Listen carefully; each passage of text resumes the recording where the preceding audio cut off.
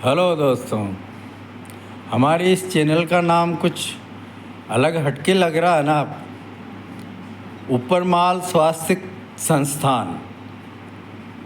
ऊपरमाल, विशेष तौर से मैं इस शब्द का विश्लेषण करना चाहूँगा। ऊपरमाल का मतलब ये है कि मैं जिस गांव में रहता हूँ और मेरे गांव के आसपास जो छोटे छोटे गांव हैं या बड़े गांव हैं, तो हमारा ये पूरा इलाका है काफ़ी ऊपर बसा हुआ है। मतलब पठारी जैसी जगह पे हम बोल सकते हैं उसको। तो हमारे यहाँ पहुँचने के लिए किसी भी दिशा से हम यहाँ पहुँचने के लिए किसी भी वाहन का इस्तेमाल करके या पैदल आए तो हमको चढ़ाई चढ़नी पड़ेगी। आप पूर्व से आए, पश्चिम से आए, दक्षिण से आए, उत्तर से आए, किसी भी दिशा से अगर हमारे इस एरिया में पहुँचेंगे तो आपको हर तरफ से चढ़ाई चढ़ के आना पड़ेगा। इसलिए इस एरिया को ऊपरमाल कहा जाता है। ऊपरमाल, यहाँ जो लोग बसते हैं, हमारे गांव और आसपास के लोग, वो जानते हैं कि ऊपरमाल जो शब्द है वो किस वजह से मतलब क्रिएट हुआ है। लेकिन दूर दराज के जो लोग हैं वो ऊपरमाल के बारे में नहीं जानते। तो मैं ये निवेदन करना चाहता था कि भाई ऊपरमाल, स्पेशली मैंने इस नाम को, इस शब्द को इसलिए इस्तेमाल किया कि हमारा जो ये स्पेसिफिक इलाका ऊपरमाल, यहाँ हमने ये काम शुरू किया है, ऊपरमाल स्वास्थ्य संस्थान।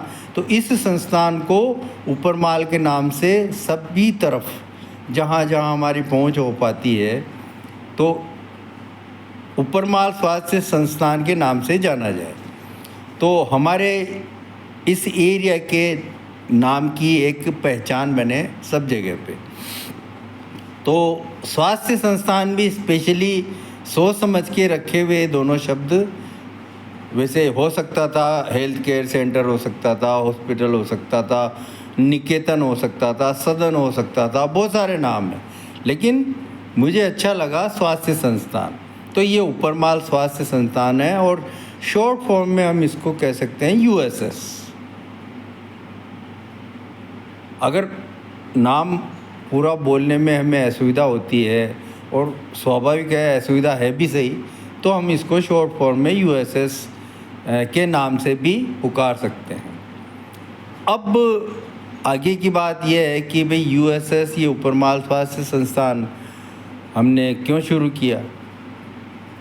तो हमारा जो उद्देश्य है, इस संस्थान के माध्यम से हम लोगों को एजुकेट करना चाहते हैं कि भाई हम बिना दवा के, बिना ऑपरेशन के, बिना गोलियों के किस तरह से अपने आप को हम स्वस्थ रख सकते हैं। तो स्वस्थ रहने की कला और छोटे छोटे टिप्स साथ में हम आपको इनवाइट भी करते हैं। अगर आपको सुविधा हो तो आप हमारे स्वास्थ्य संस्थान में पधारिए और बिल्कुल नेचुरल ट्रीटमेंट लीजिए और अपना जो खोया हुआ स्वास्थ्य है वो प्राप्त कीजिए। और आगे के लिए, भविष्य में हम कैसे स्वस्थ रहें, कौन से रूल्स फॉलो करें, खाने के, पीने के, अपनी दिनचर्या के, अपने सोने के, अपने जगने के, ये सारे सिस्टम, अपने शरीर को किस तरह से हम पूरी दिनचर्या में हमारे सारे क्रियाकलाप को किस तरह से व्यवस्थित करें कि भविष्य में हम बीमार नहीं पड़ें। और यदि हम रोगग्रस्त हैं, फिर रोग चाहे कि जैसा भी हो, कितना भी जटिल रोग हो, कितना भी गंभीर रोग हो, कितना भी पुराना रोग हो, सबका ट्रीटमेंट प्रकृति करती है। प्रकृति कभी आदमी को अस्वस्थ नहीं रहने देना चाहती, लेकिन हम अस्वस्थ होते हैं अपनी गलतियों की वजह से। तो प्रकृति के जो नियम कानून हैं वो किसी तरह की रियायत किसी को नहीं देते। गरीब है, अमीर है, धनी है, सेलिब्रिटी है, कोई भी अगर प्रकृति के नियमों का उल्लंघन किया है तो हमें सज़ा भोगनी ही पड़ेगी। अब वो सज़ा किस अनुपात में होती है कि जितना बड़ा हमने अपराध किया है प्रकृति का, प्रकृति के नियम का जितना ज़्यादा जिस अनुपात में उल्लंघन किया है, उसी अनुपात में हमें सज़ा मिलेगी। अगर हम ज़रूरत से ज़्यादा प्रकृति से छेड़छाड़ करते हैं या अपनी मनमानी करते हैं, गलत खान पान हमारा होता है, गलत हमारी दिनचर्या होती है, गलत हमारे क्रियाकलाप सोच, ये सारे ही, तो ये सब मिलके जो धीरे धीरे रोग जनरेट करते हैं, तो वो प्रकृति के नियमों का उल्लंघन करने की वजह से, तो हमने ज़्यादा उल्लंघन किया है तो हमें बड़ी सज़ा मिलेगी। तो हमें जिनको क्रोनिक डिजीज़ बोला जाता है, हम उससे ग्रस्त हो जाएंगे, जैसे डायबिटीज़ है, हार्ट ट्रबल है, बीपी है और कैंसर है और बहुत सारे रोग जो भी हैं। तो इस तरह से, और हमने छोटे उल्लंघन किए हैं, छोटे अपराध किए हैं, तो सर्दी है, जुकाम है, खांसी है, हल्का बुखार है, ये सब करके, तो ये संकेत होते हैं कि प्रकृति हमको मतलब अवेयर करती है कि भाई कुछ विजातीय शरीर में इकट्ठा हो गया है, हमें उसको बाहर निकाल के शरीर को स्वच्छ बनाना है। तो यही सारे टिप्स, यही सारी एजुकेशन हम कोशिश करेंगे आपको प्रोवाइड करने की अपने चैनल के माध्यम से। और यदि आपको उचित लगता है और आप कन्विंस होते हैं, तो आप हमारे यहाँ आके, फिर आप जहाँ कहीं भी रहते हैं, बिजलिया में रहते हैं, बिजलिया के आसपास के किसी गांव में रहते हैं, या बिजलिया से दूर दराज, भीलवाड़ा हमारे यहाँ से 90 किलोमीटर दूर है, कोटा हमारे यहाँ से 70 किलोमीटर दूर है, इसी तरह से बूंदी 50 किलोमीटर, तो ये सारे डिस्ट्रिक्ट हेडक्वार्टर्स, चित्तौड़ 110 किलोमीटर, इस तरह से ये सारे हेडक्वार्टर्स हमसे इसी डिस्टेंस पे बसे हुए हैं। और इसके अतिरिक्त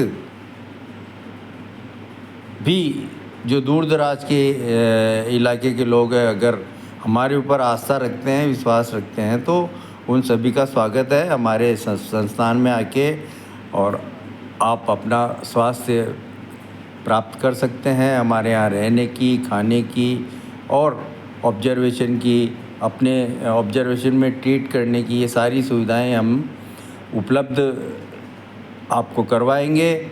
जो कमी है धीरे धीरे हम उसको भी पूर्ति कर रहे हैं।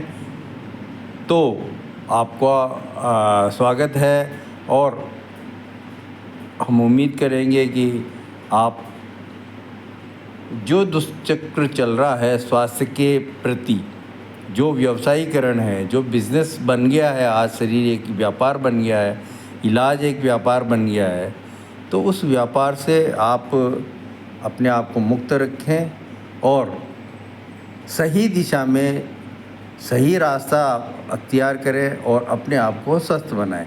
यही हमारा उद्देश्य है। फ्यूचर में, भविष्य में हम लगातार आपसे मुखातिब होते रहेंगे, आपके संपर्क में रहेंगे।